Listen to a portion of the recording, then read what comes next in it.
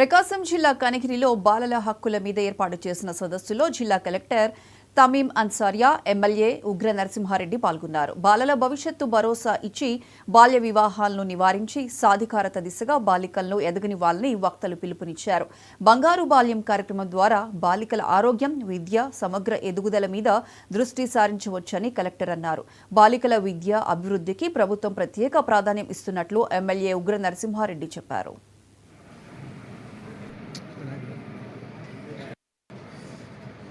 అందరికీ నమస్కారం. ఈ రోజు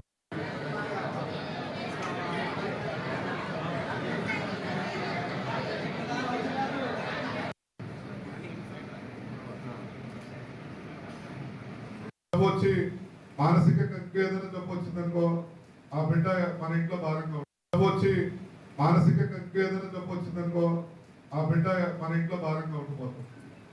దాని తర్వాత వాళ్ళకి రావాల్సిన అంగన్వాడీ సెంటర్స్ లో ప్రాపర్ గా మంచి డైటీషియన్ పెట్టి మంచి డైట్ తింటే ఆ బిడ్డవాడు పెరిగిన తర్వాత ఫుల్ మానసికంగా ఫిట్ అయిపోతే స్కూల్కి వెళ్ళే దశ ఉంటుంది.